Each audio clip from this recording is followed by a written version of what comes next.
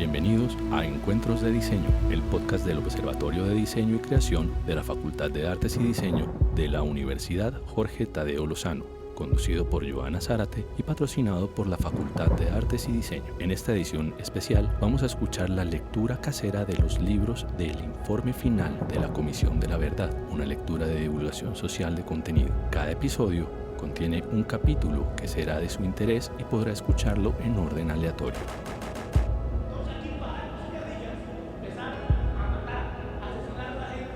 Hola a todos y todas. En esta edición especial de Encuentros de Diseño queremos apoyar una iniciativa ciudadana de lectura casera del informe de la Comisión de la Verdad.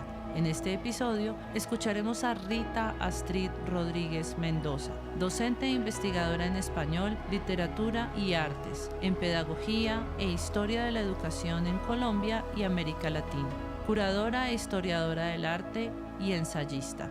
Esperamos que sigan con esta lectura y la compartan con el mundo. Escuchemos. Hay futuro sí hay verdad.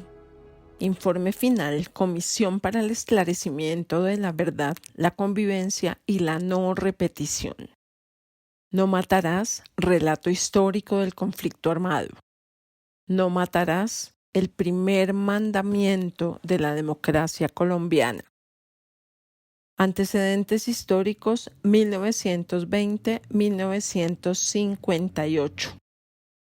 3. La violencia como política. La manera como gobernaron los liberales durante los años 30, sin darles participación a los conservadores, fue radicalizando progresivamente los discursos de estos últimos, en un ambiente internacional donde la ideología de ultraderecha tenía audiencia y el anticomunismo arraigo. Si bien en Bogotá los partidos mantenían las formas, en medio de una gran polarización política, en las regiones los episodios de violencia pasaron de ser esporádicos a reiterados. Probablemente uno de los episodios que marcaron el regreso de la violencia política fue la masacre de 15 conservadores en Capitanejo, Santander, entre el 29 y 30 de diciembre de 1930, cometida por liberales enardecidos. El sectarismo crecía y se expresaba en las arengas políticas y en la prensa tanto liberal como conservadora. Papel destacado en esa siembra de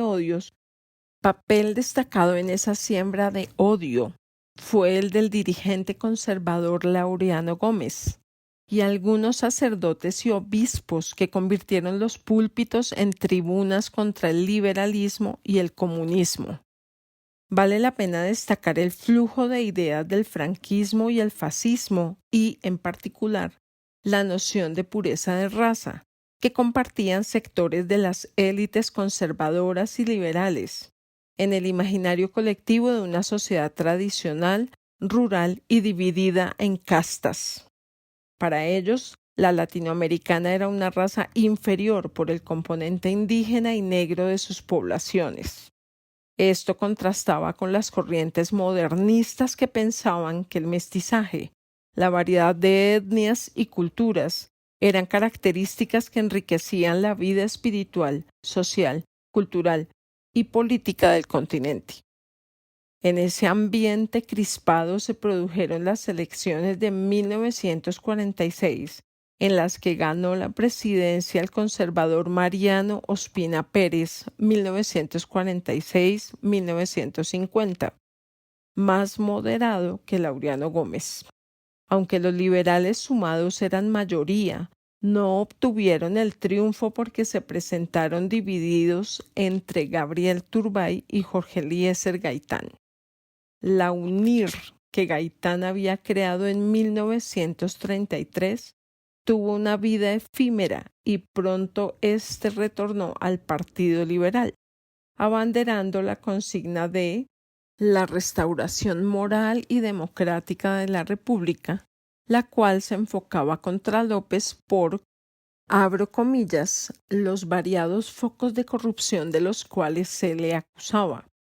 También cuestionaba al liberalismo oficialista por su caciquil y cerrado sistema de elección de los candidatos a distintas corporaciones y a la presidencia de la República, cierro comillas, tomado del informe de la familia Gaitán.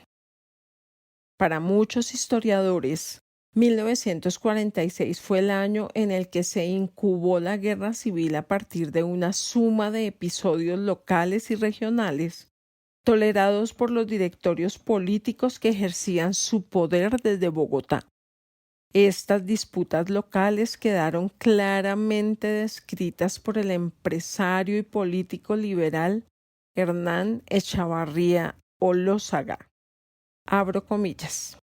En Colombia, el alcalde del pueblo, además de ser decisivo en las elecciones, era en esa época factor determinante en muchas otras cosas, puesto que controlaba la fuerza pública. Cuando había cambio de régimen, los alcaldes tenían como función principal hacer limpieza política del lugar. Esto consistía principalmente en desterrar al contendor. Los liberales hicieron limpieza en la década de los años 30. Al advenimiento nuevamente del régimen conservador en 1946, estos iniciaron limpieza sacando a los liberales. Fue así como muchos campesinos liberales perdieron sus tierras y tuvieron que desterrarse. Los hacendados eran generalmente conservadores. El ejército recibía órdenes del Partido Conservador. Luego estaba de parte de los hacendados. Fue así como muchos pequeños propietarios liberales ingresaron a las guerrillas comunistas en busca de protección. Cierro comillas. Tomado del libro La tenencia de la tierra y el desarrollo económico y social. Desde finales de la década de los 20, Jorge Eliezer Gaitán era una de las figuras más importantes de la política en Colombia y se convirtió en uno de los líderes populistas latinoamericanos más destacados de mediados del siglo XX. Luego de estudiar en Italia, el representante a la Cámara por el Partido Liberal salió a la palestra pública con el debate que hizo a raíz de la masacre de las bananeras en septiembre de 1929. Ese debate, que duró 4 días, delineó lo que sería su mensaje político: el pueblo como base de una nueva sociedad. Para 1946, Gaitán había sido ministro de Educación y alcalde de Bogotá, y para 1947 ya era el máximo líder de su partido. Fue uno de los primeros políticos en leer la agitación social no como un complot del comunismo internacional, sino como expresión de la desigualdad y la exclusión. Como abogado y político, representó a parte de los campesinos y colonos que protagonizaban las tomas de tierras. En los sectores urbanos, acogió a tenderos, artesanos, obreros, trabajadores y servidores públicos que, descontentos con los partidos liberal y conservador, tampoco querían formar parte del Partido Comunista. En uno de sus célebres discursos, Gaitán anunciaba una fractura que bien puede leerse como una continuidad histórica. Abro comillas. En Colombia hay 2 países: el país político que piensa en sus empleos, en su mecánica y en su poder, y el país nacional que piensa en su trabajo, en su salud, en su cultura, desatendido por el país político. El país político tiene metas diferentes a las del país nacional. Tremendo drama en la historia de un pueblo. Cierro comillas. Tomado del informe de la familia Gaitán. El estigma que recaía sobre Gaitán provenía en su mayoría de discursos radiales y editoriales de prensa, así como de jerarcas de la Iglesia, quienes desde el púlpito lo señalaban de comunista. Muestra de ello es esta nota que el 21 de marzo de 1947 escribió en mi diario Monseñor Miguel Ángel Builes, abro comillas, es izquierdista y revolucionario. Este hombre es muy capaz de prender la guerra civil. Y si está aliado con el comunismo, y si el liberalismo de derecha se le adhiere, se llevó la trampa a esta pobre patria, y el cielo de la iglesia se acabará de oscurecer, y vendrán los días de tormenta sangrienta y de martirios. Cierro comillas. Citado en el libro La Nación Sentida de Brown. El surgimiento de un líder como Gaitán no era exclusivo de Colombia. En esa época descollaban Rómulo Betancourt en Venezuela, Víctor Haya de la Torre en Perú, Juan Bosch en República Dominicana, Juan José Arévalo en Guatemala, José Figueres en Costa Rica y Leslie Lescott en Haití. Todos ellos eran líderes reformistas y antiimperialistas que contribuyeron a modernizar y reformar a sus países. Pero el ímpetu de cambio fue atajado con violencia.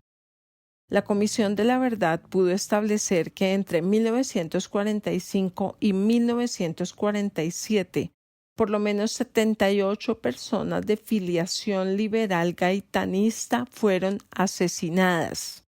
Gran parte de estos crímenes ocurrieron en Boyacá, donde se estableció la policía chulavita, ya que ésta constituía el instrumento para ejercer violencia por parte del gobierno conservador de Ospina. Así quedó registrada una denuncia en los archivos del movimiento. Abro comillas. Tunja. El día 22 de diciembre, un sargento de la policía encabezando una patrulla de agentes, todos en estado de embriaguez, como a las 4:30 o 5 de la tarde, se pasearon por las calles más céntricas gritando la siguiente copla. ¡Que vivan los chulavitas! ¡Que vivan los de Huicán! Abajo los hijueputas del Partido Liberal. Cierro comillas. Tomado del archivo Gaitán. Ante estos hechos y su impunidad, el 11 de abril de 1947, Gaitán le remitió al presidente Mariano Ospina y al ministro de Gobierno un memorial de agravios. Pero la violencia era tanta que el 7 de febrero de 1948, Gaitán convocó su famosa Marcha del Silencio, probablemente la manifestación ciudadana más multitudinaria de la historia de Colombia, si se toma en cuenta su tamaño en ese momento. Poco después, el 9 de abril, Gaitán cayó asesinado en la carrera séptima con Avenida Jiménez, en una calle donde no existe, después de 75 años, el memorial que exige su estatura histórica. Los testimonios recogidos en comunidades por la Comisión de la Verdad permiten afirmar que efectivamente Gaitán y su movimiento, que incluía a sectores campesinos, obreros y pequeños propietarios, fueron objeto de una persecución implacable en varios de los municipios del centro del país.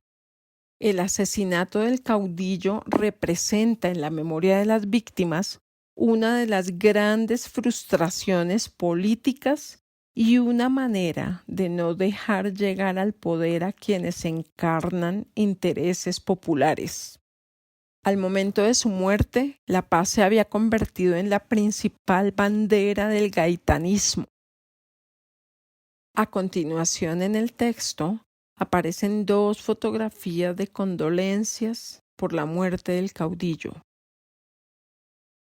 La muerte de Gaitán retumbó por el país, desde las cordilleras al llano y desde la selva a las costas. Bogotá se levantó, pero no fue el único caso. En muchas regiones no se habla del bogotazo, sino del colombianazo del 9 de abril. Según Alfredo Molano, en Barranquilla, Cartagena, Sincelejo, El Carmen, Magangué, Corozal, Buenaventura y Medellín, abro comillas, los acontecimientos fueron tan violentos como en la capital, con saqueos, tomas de emisoras y periódicos y quemas de casas de conservadores, cierro comillas. Tomado del libro Fragmentos de la historia del conflicto armado. En Ibagué, Tolima, abro comillas, el pueblo se sublevó. Hubo alrededor de 7 muertos. Los presos se sublevaron y mataron al director del Panóptico, que era conservador laureanista. Cierro comillas. Tomado del libro anteriormente citado. Capítulo aparte merece lo ocurrido en Barrancabermeja, Santander. 3 meses antes del magnicidio se realizó una huelga que buscaba la nacionalización del petróleo y que había contado con el apoyo decidido de Gaitán. Cuando el crimen fue perpetrado, los trabajadores y pobladores de Barrancabermeja salieron a la calle con la consigna de hacer justicia por su propia cuenta, atacando a los conservadores y pidiendo la caída del gobierno. Pero rápidamente la manifestación espontánea se transformó en un movimiento organizado que fue liderado por los trabajadores petroleros bajo la consigna del poder popular. Así se consolidó la llamada Comuna de Barranca, la cual se articuló en una junta revolucionaria con el concejal gaitanista Rafael Rangel Gómez como alcalde popular y unas milicias obreras. Un líder sindical de la época recordó ante la Comisión de la Verdad lo siguiente, abro comillas, cuando matan a Jorge Eliezer Gaitán, el Estado manda la fuerza élite de los chulavitas a Barrancabermeja, porque en febrero Gaitán había logrado el decreto de nacionalización de la industria del petróleo en el Senado de la República. Era producto de las huelgas que había a nivel regional. Pero quien saca del monte esas huelgas y las lleva al Senado es Gaitán. Barranca dijo, no, qué pena, aquí hay que pelear. Fueron 7 días de levantamiento militar, los obreros haciendo cañones y peleando con armas, cierro comillas. El ejército y la policía les dieron a las milicias 21 fusiles y 150 cartuchos y por lo menos 250 machetes fueron tomados de la Tropical Oil Company. Así, la Junta, el alcalde y las milicias lograron controlar desde Puerto Wilches hasta Puerto Boyacá el corazón de lo que hoy se conoce como Magdalena Medio. Una semana después, el gobierno entró a Barrancabermeja y encarceló a los sublevados. Esas juntas revolucionarias dieron paso a las guerrillas liberales que actuarían en las décadas siguientes.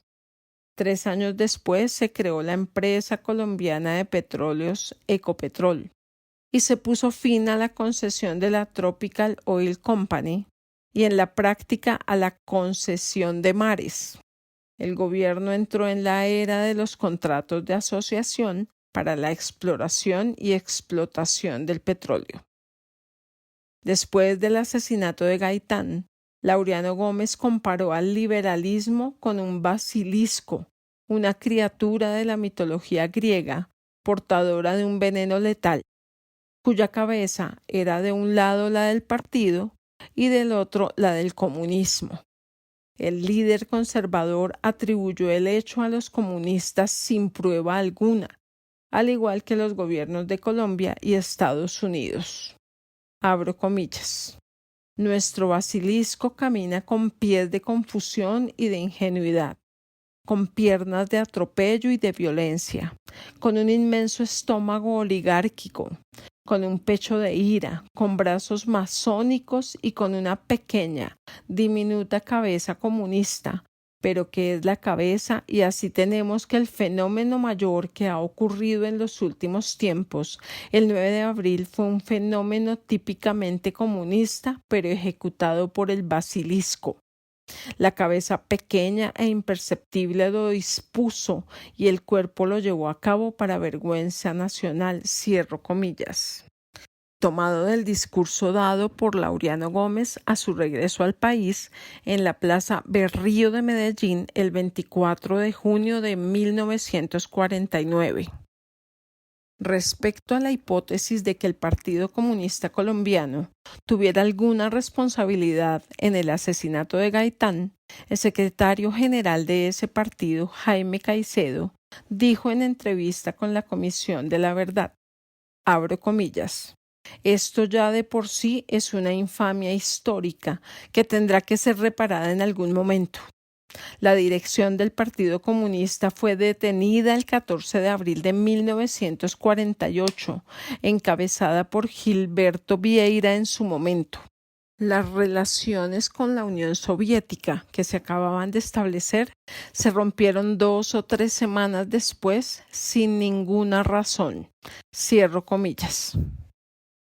Sobre los autores intelectuales del asesinato de Gaitán, el sacerdote Germán Guzmán Campos dice en el libro La violencia en Colombia que se establecieron 4 hipótesis, que fue un crimen de las oligarquías, que el comunismo urdió el asesinato y planeó la asonada, que la orden vino de los altos jerarcas políticos y que se movieron los intereses de las empresas petroleras.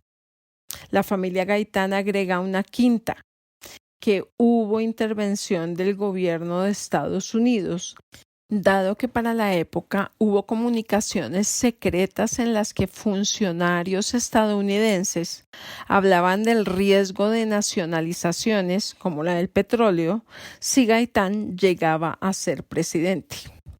Gloria Gaitán, hija del líder asesinado, dijo además que, más que una violencia bipartidista, se trató de una violencia de oligarquías contra el pueblo. En diálogo con la Comisión de la Verdad, ella explicó su lectura de lo ocurrido en los albores del 9 de abril de 1948. Abro comillas. Quiero destacar que lo que da un corte a la historia de Colombia, porque mucha gente dice que el 9 de abril partió la historia de Colombia en 2. Fue el surgimiento de un grandioso movimiento popular. Por primera vez el pueblo estaba organizado y era protagonista de la vida colombiana y no solamente las oligarquías. Díganme ustedes si hubo antes un movimiento que se convirtiera en la fuerza más poderosa políticamente en el país. Un movimiento no armado. Lo que marca la historia de Colombia es que de pronto el pueblo se vuelve gigante. Esa adquisición de protagonismo del pueblo fue lo que desató todas las acciones para impedir que ese pueblo llegara al poder. Cierro comillas. El crimen contra Gaitán nunca se esclareció. Esa sombra de impunidad que ha rodeado a la violencia política se ha convertido en un rasgo constitutivo del régimen político colombiano, a tal punto que la mayor parte de los expedientes de magnicidios en el último siglo perduran más de 2 décadas en manos de fiscales y jueces. Respecto al expediente de Gaitán, Guzmán Campos dice que también lo mataron, luego de describir los avatares burocráticos que terminaron en la denegación de verdad y justicia, no solo para su familia, sino para todo el pueblo colombiano. Lectura casera hecha por Rita Astrid Rodríguez Mendoza. Acabamos de escuchar la lectura del informe de la Comisión de la Verdad, una entidad de Estado que busca el esclarecimiento de los patrones y causas explicativas del conflicto armado interno que satisfaga el derecho de las víctimas y de la sociedad a la verdad, promueve el reconocimiento de lo sucedido, la convivencia en los territorios y contribuye a asentar las bases para la no repetición mediante un proceso de participación amplio y plural para la construcción de una paz estable y duradera, con la cual Encuentros de Diseño desde la Universidad Jorge Tadeo Lozano se ha comprometido. Esperamos compartan estos audios y nos ayuden a su divulgación.